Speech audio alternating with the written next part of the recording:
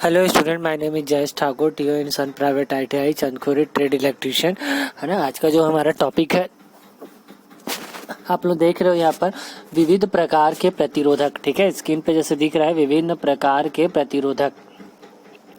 अभी हमने जैसे इलेक्ट्रिशियन फर्स्ट ईयर का थ्योरी वाला पार्ट को कवर कर रहे हैं, इलेक्ट्रिशियन थ्योरी वाला पार्ट को कवर कर रहे हैं, तो उसमें एक ये हम लोग देख रहे हैं विविध प्रकार के प्रतिरोधक। प्रतिरोधक क्या होता है? ये होता है जो करंट, हम जैसे हम लोगों ने पिछले क्लास वीडियो में देखा था कि प्रतिरोध क्या होता है। प्रतिरोध वो होता है जो करंट को अपने अंदर फ्लो होने से रोकता है, जिसको हम लोग आर से डिनोट करते हैं। और उसका जो यहाँ पर चिन्ह होता है वो इस प्रकार से ऐसा जहाँ भी आपको दिखता है तो आप इसको बोल सकते हो प्रतिरोध, जिसको आर से बोलते हैं। इसका जो मात्रक होता है वो ओम होता है, इसको इस प्रकार से हम दर्शाते हैं, ओम टाइप से होता है। ठीक है ना, ये हमारा प्रतिरोधक है। तो हमने समझ में आ गया। अब देखते हैं कि हमारे पास जो प्रतिरोधक होते हैं वो कितने प्रकार के होते हैं, किस प्रकार होते हैं, क्या काम होते हैं।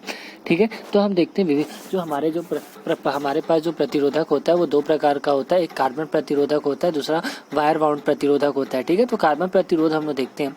कार्बन प्रतिरोध में हम लोग क्या करते हैं, इसमें जो एक कार्बन जो होते हैं वो कार्बन तथा ग्रेफाइट के महीन चूर्ण से उपयुक्त अचालक बंधक पदार्थ के मिलकर कार्बन प्रतिरोधक बनाए जाते हैं। मतलब कहने का मतलब होता है कि जो कार्बन प्रतिरोधक होते हैं उसमें क्या होता है, कार्बन ग्रेफाइट का चूर्ण होता है और उसमें अचालक का बंधक को बना के मिलाए जाते हैं। ठीक है, देखो इसमें क्या रहता है कि ये जो हमारा कार्बन का प्रतिरोध बनाने का सबसे बड़ा ये चीज़ है, सबसे बड़ा इंपॉर्टेंट चीज़ होता है कि उसमें कार्बन का तो परत लगा ही रहता है। देखो कार्बन का लगाने का मतलब ये है कि सबसे बड़ा इसमें ये चीज़ें हैं कि वहाँ पर ये तापमान से ज़्यादा प्रभावित नहीं होता है, तापमान में एकदम नियत रहता है, ज़्यादा तापमान को अपने अंदर ये सोख लेता है। इसलिए हम लोग क्या करते हैं, कार्बन प्रतिरोध का यहाँ पर यूज़ करते हैं। ठीक है, दूसरा हम लोग देखते हैं कि कितने प्रकार का होता है। तो दूसरा पहला देखते हैं नियत मान प्रतिरोध होता है और परिवर्तित मान प्रतिरोध। नियत मान प्रतिरोधक में क्या होता है, जैसे हम लोगों ने देखा होगा पहले जो एक रजिस्टर आता है ना, वो उसमें एक धारियाँ बनी होती है, रंगीन धारियाँ बनी होती है, जिसमें 7 कलर होते हैं, जैसे बैजानी हपीनाला का उसके अंदर होता है। ठीक है, उस कलर कोडिंग के हिसाब से हम लोग उसको आइडेंटिफाई करते हैं कि कौन से कितने ओम का यहाँ पर ये कितने ओम का हमारा ये ओम है। ठीक, कितने ओम का हमारे पास ये प्रतिरोध है। ठीक है, इसके लिए वही हमें बताया, जैसे कि हम लोग क्या करते हैं। ठीक है, देखो इसमें ये देखते हैं कि पहले हम लोग क्या करते हैं, कार्बन का एक चूर्ण लेते हैं और कार्बन का चूर्ण बनाने के बाद हम लोग क्या करते हैं, उसका लई बना लेते हैं और एक महीन छड़ होता है उसमें हम लोग ढाल देते हैं। ठीक है, अब क्या करते हैं है ना, अब जितना भी जो क्या होते हैं, अब जो प्रतिरोध का मान होता है अनुसार छड़ में से उसमें टुकड़े काट लिए जाते हैं, वही है, टुकड़े उसमें काट लिए जाते हैं। जितना भी उसका मान होता है उसका टुकड़े हम लोग क्या कर लेते हैं, काटे जाते हैं। प्रत्येक टुकड़े के दोनों ओर एक धात्विक टोपी लगा देते हैं, जिससे संयोजक तार जोड़ दिया जाता है और संयोजक तार 3 एलिमेंट तार का होता है। प्रतिरोध 1 या 20 मेगा ओम या प्रतिरोध तथा 1 वाट का वोल्टेज में बनाए जाते हैं। वही है जैसे कि हम लोग पहले हम जो देखते थे, अभी भी देखते हैं, जहाँ जब इसका यूज़ होता है तो वहाँ पर नियत मान प्रतिरोध का क्या करते हैं, वहाँ पर यूज़ करते हैं। नियत मान प्रतिरोध का हम यूज़ कहाँ करते हैं, जहाँ भी हमारा डीसी कंपोनेंट लगा होता है ना, डीसी कंपोनेंट में हमें प्रतिरोध का यूज़ करते हैं, क्योंकि हमेशा ज़्यादा वोल्टेज सप्लाई नहीं देना रहता है। वहाँ पर हम क्या करते हैं, ये फिक्स्ड वैल्यू रजिस्टर्स का वेट करते हैं। इसमें क्या होता है, कलर कोडिंग लगा होता है। ठीक है, तो कलर कोडिंग लगे होने के बावजूद हमारा जो ये क्या होता है ना, उसमें फिक्स होता है कि आपको इस प्रकार का रजिस्टर यहाँ पर लगाना है। ठीक है, दूसरा होता है परिवर्तित मान बताते हैं, ये भी सेम वही होता है ना। इसको क्या करते हैं कि एक कार्बन होता है, कार्बन का चूर्ण लेते हैं, उसको बंधक बना क्या करते हैं, वक्राकार पट्टी के रूप में ढाल दिया जाता है। ठीक है, किस में डाल दिया जाता है, वक्राकार पट्टी के रूप में ढाल दिया जाता है। इस पट्टी में क्या करते हैं, दोनों ओर कस के एक ना संयोजक जोड़ लगाते हैं, संयोजक जोड़ यहाँ पर लगा देते हैं। ठीक है, तो वही होता है हमारा प्रतिरोध। यहाँ पर सिरा होता है, संयोजक तार यहाँ पर लगा रहता है, वही हमारा प्रतिरोध होता है। जैसे कि आप लोग जानते हो कि प्रतिरोध हम लोग यूज़ करते हैं, परिवर्तित मान प्रतिरोध होता है। ठीक है, हाँ, इसमें क्या होता है, इसके दोनों सिरों में एक एक संयोजक जोड़ा जाता है और पट्टी के रूप में एक चाल भुजा के लगाई जाती है। इसका मध्य संयोजक बना रहता है और संयोजक किसी भी और संयोजक भी परिवर्तित प्रतिरोध मान प्राप्त किया, वही परिवर्तित मान प्रयोग कहते हैं। इसका बात याद रखना कि कितने मान तक का होता है। तो ये प्रतिरोधक जो होता है वो 100 ओम से 5 मेगा ओम तक का प्रतिरोध यहाँ पर लगाता है। कितना, 100 ओम से 5 मेगा ओम तक का प्रतिरोध क्या होता है, यहाँ पर लगा होता है। ठीक है, याद रहेगा। दूसरा हम यहाँ पर देखते हैं, दूसरा हमारा जो ये पॉइंट है कितने ओम का यहाँ पर लगा होता है ना, दूसरा हम यहाँ पर देखते हैं वायर बाउंड प्रतिरोध। वायर बाउंड प्रतिरोध क्या होता है, इसमें हम क्या कहते हैं, मैग्नीक नामक एक मिश्र धातु होता है। ठीक है, और उस मैग्नीट नामक मिश्र धातु को हम लोग क्या करते हैं, चाहे वो चीनी मिट्टी में हो या पाइप या शीट में हम लोग लपेट देते हैं, ठीक है, और इसे विद्युत धारा क्षमता करते हैं। तो ये क्या होता है, इसमें भी वोल्टेज का प्रवाह कम होता है, क्योंकि मैग्नीट या यूरेका जो होता है प्रतिरोधक यूरेका, इस प्रकार का वायर को हम लोग इसका प्रयोग यहाँ पर करते हैं प्रतिरोधक के रूप में, जब भी वैल्यू को बढ़ाने या कम करने के लिए इसका प्रयोग करते हैं, ठीक है ना। इसका जो कार्बन प्रतिरोधी होता है बहुत ही ज़्यादा होता है, जैसे कि देख रहे हो यहाँ पर कार्बन प्रतिरोधी जो होता है ना, कार्बन प्रतिरोधी बहुत ही ज़्यादा होता है, ठीक है, याद रहेगा कार्बन प्रतिरोधी यहाँ पर ज़्यादा होता है। तो अब देखते हैं कितने प्रकार के होते हैं, तो 2 प्रकार का। ये प्रतिरोध वही है कि 1 ओम से 0.1 ओम से लेकर 50 किलो ओम वाट तक का आता है, और ये वाटेज में ही बनाए जाते हैं, तो 1 वाट से लेकर 50 वाट तक का वोल्टेज में बनाए जाते हैं, ठीक है ना। वही औद्योगिक क्षेत्र में हम लोग क्या करते हैं, 50 वाट तक से अधिक वोल्टेज के लिए भी इसका यूज करते हैं, ठीक है। दूसरा हम लोग देखते हैं परिवर्तित, वही variable value register, variable resistor बोलते हैं। वेरिएबल रजिस्टर हम लोग कहाँ यूज़ करते हैं, वहीं पर जहाँ पर वोल्टेज को हमें वेरिएबल करना पड़ता है। तो वोल्टेज क्या है, प्रतिरोध के मान पर डिपेंड करता है। तो अगर वही तो हम यहाँ पर क्या करते हैं, वोल्टेज का जो मान होता है वेरिएबल को हम लोग यहाँ पर वेरिएबल के रूप में उसको क्या करते हैं, यूज़ करते हैं। जैसे कि यहाँ पर इसका देखो, यहाँ पर 3 टांग यहाँ पर लिखा रहता है, समतल की वे, चल भू सॉफ्ट वे, ये संयोजक चिन्ह होता है। तो तीनों में से एक तो हम फेस देते हैं, एक तो न्यूट्रल देते हैं और एक तो हमें उसर देते हैं। तो चीज़ें हम लोग यहाँ पर इस प्रकार से इसको क्या करते हैं, यूज़ करते हैं, ठीक है, याद हो जाएगा, ठीक है। तो हम लोग क्या करते हैं, चल भुजा बोलते हैं। इसमें क्या होता है, धात्विक छड़ लगा रहता है अंदर से, उसी में हम लोग क्या करते हैं, यहाँ पर इसको सप्लाई को वो करते हैं, ठीक है। अब देखते हैं प्रतिरोध मान का अंकन किस प्रकार से किया जाता है, ठीक है। वही है विभिन्न रंगों के द्वारा हम लोग क्या करते हैं, ठीक है। इसमें रंग के द्वारा प्रतिरोध के मान का करते हैं हम लोग, ठीक है। तो बैंड टाइप है, बैंड के लिए हम लोग आप इतना पूरा को याद करना पड़ेगा। मैं बोला वही है, क्या बोलते हैं, नीचे से आप लोग याद कर लो, बैजानी हैप्पी नाला होता है, ठीक है ना। इस क्रम में इसको याद करना पड़ता है, ठीक है। तो पूरा याद आप लोग को यहाँ पर करना पड़ेगा, ठीक है। प्रतिरोध का संयोजन देखते हैं हम लोग, ठीक है ना। ये सब है प्रतिरोध का संयोजन हम लोग देखते हैं। तो देख लो प्रतिरोध का, ये जैसे यहाँ पर एक पॉइंट याद रखना, डायरेक्ट मेथड से हम लोग याद निकाल सकते हैं कि 1 किलो ओम बराबर 10 की घात 3 ओम, मेगा ओम मतलब 10 की घात 6 ओम, ठीक है। तो अगर कहीं पर ऐसा देता है तो आप उसको गुणा कर सकते हो, ठीक है। अब हम लोग देखते हैं यहाँ पर प्रतिरोध का संयोजन, ठीक है। तो प्रतिरोधों का संयोजन या तो श्रेणी क्रम में होता है या तो समांतर क्रम में होता है ना। तो हम क्या करते हैं, माना कि हमारे पास जो कोई 3 रेजिस्टेंस है, मैंने 3 रेजिस्टेंस को श्रेणी क्रम में जोड़ दिया। देख रहे हो यहाँ पर करंट का मान क्या है, सेम है, ठीक है। तो मैंने इसको क्या कर दिया, जोड़ दिया, वोल्टेज यहाँ पर सप्लाई दे दिया। अब यहाँ पर मेरे को क्या करना है, वोल्टेज ड्रॉप निकालना। तो आप लोगों को देखो यहाँ पर वोल्टेज ड्रॉप हम लोग जानते हैं, ओम का नियम जानते हैं, पढ़े ओम का नियम क्या होता है, वही है V=IR होता है कि किसी भी मेटल में उसके सिरों पर लगाया गया विभव ही क्या कहता है, वो करंट, बहने वाली करंट के समानुपाती होता है ना, वही होता है ना। तो सेम टू सेम वही है कि यहाँ पर वोल्टेज ड्रॉप देखो, V=V1 बराबर क्या होगा, IR1 होगा। कोई करंट तो सब में सेम है, I1R1 होगा। इसमें क्या होगा, IR2 होगा, IR3 होगा। अब तीनों में करंट सेम है, यहाँ से कॉमन निकाल दो, ठीक है। यहाँ से कॉमन निकालने के बाद यह आ जाएगा। अब पता है कि T बराबर I बराबर क्या हो जाता है, पढ़े I पढ़े तो I बराबर यहाँ हो जाती है। यहाँ पर क्या करते हैं हम लोग, R का मान यहाँ पर अगर करंट इस प्रकार से जुड़ा हो तो यहाँ से हम यहाँ पर निकाल सकते हैं, ठीक है। देखो क्या बोल रहा है, 2 प्रतिरोध हैं श्रेणी क्रम में 220 वोल्ट के द्वारा जुड़े हुए हैं।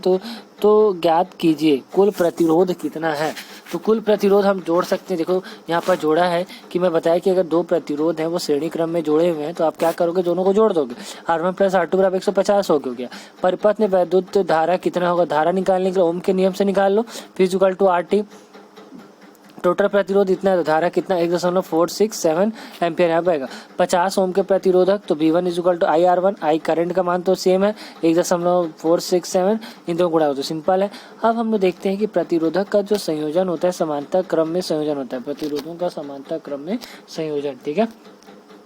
देखो प्रतिरोधक का समांतर क्रम में क्या करते हैं कि जाहिर सी बात है, पहले आपको क्या करना है ना, पहले आपको इस 3 जो रजिस्टर लिखा हुआ है इसको आपको क्या करना है, समांतर क्रम में रख लेना है, ठीक है।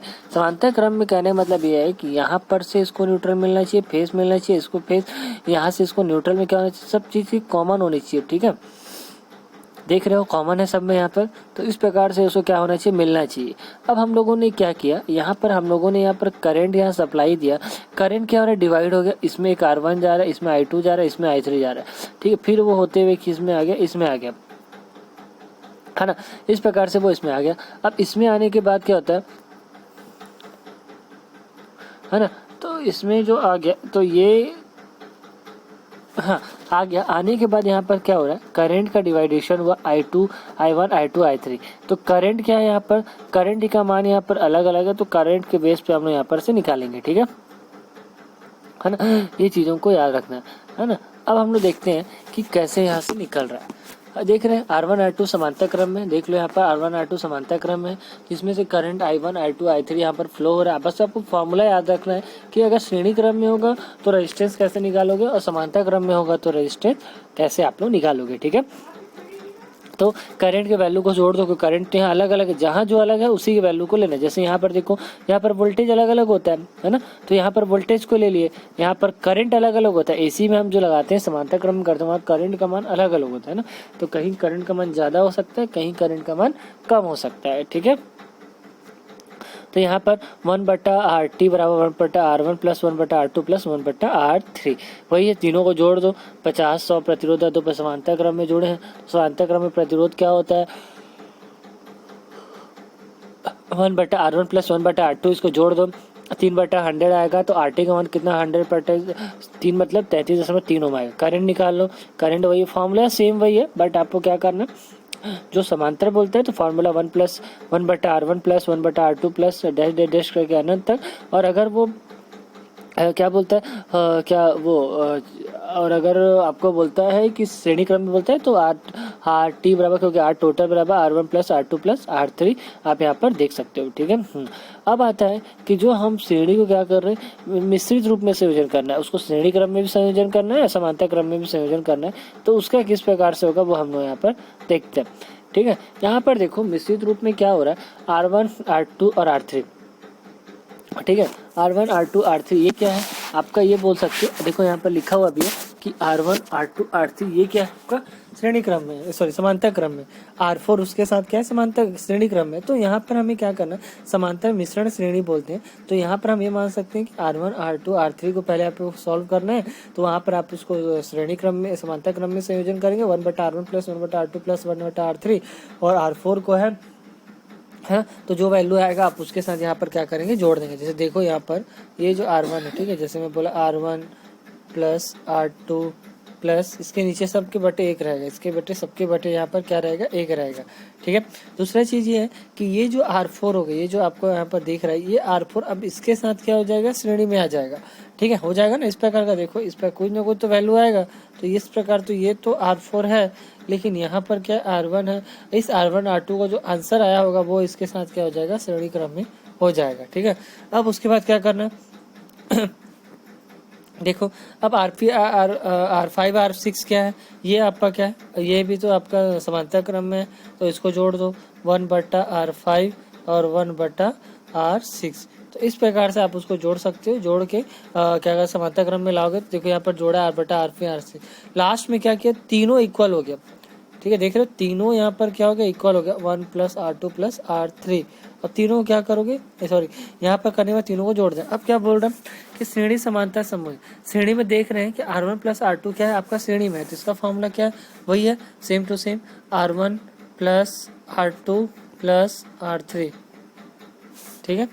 और ऊपर का देखो तो नीचे हो जाएगा तेरा R4 और R5। R4 और R5 कौन सा समांतर क्रम है, तो दोनों को क्या करना पड़ेगा, 1/R ये R वाला, ये ऊपर वाला पार्ट का जो टोटल आएगा, नीचे वाला पार्ट का ये वाला, देखो ऊपर वाला जो पार्ट है ये वाला पार्ट, ठीक है, ये वाला। तो ये जो होगा, ये तो जिसका जो मान लो अगर मैं इसको RA मान लेता हूँ और ये वाले पार्ट को मैं RC मान लेता हूँ, तो उसका दोनों को वैल्यू क्या करना पड़ेगा आपको, उसको अपोजिट मतलब समांतर क्रम में लगा के जोड़ना पड़ेगा। ओके, क्लियर है, ठीक है। देखो यहाँ पर जोड़ा हुआ है, पहले क्या किया, R1 R2 R3 करके निकाल दिया, फिर इसको भी R1 R4 कर दिया, ठीक है। तो जहाँ पर जिसका फॉर्मूला लगाना उसको लगाना है आपको, अरे भाई, है ना। देख लो कैसे लगा रहा है, देख लो, इसको पूरा को A मान रहा है, इसको B मान रहा है, तो लास्ट में कुल प्रतिरोध निकालना होगा। तो इसका, क्योंकि ये दोनों तो प्रतिरोध है ना, जहाँ पर RA RB निकल गया वहां पर आप कुल प्रतिरोध निकाल दो, ठीक है। अब हम देखते हैं प्रतिरोध को मान नापने के लिए व्हीटस्टोन ब्रिज का यहाँ पर हम लोग क्या करते हैं, प्रयोग करते हैं। व्हीटस्टोन ब्रिज क्या है, एक परिपथ है जो पोस्ट ऑफिस बॉक्स नामक उपकरण का ज्ञात मान प्रतिरोधक ज्ञात करने के लिए हम लोग इसका प्रयोग करते हैं, ठीक है ना। व्हीटस्टोन ब्रिज बहुत जबरदस्त चीज है, इसको हम लोग याद करते हैं, ठीक है, ये मतलब समझते हैं उसको। तो ओके ना, इसका आगे तक का वीडियो कल हम लोग देखते हैं। ठीक है, आज तक का वीडियो यहीं पर। अगर आपको वीडियो अच्छा लगा हो तो लाइक करना, शेयर करना, कुछ भी ना समझ में आए तो मुझे कमेंट करना। Okay, thank you.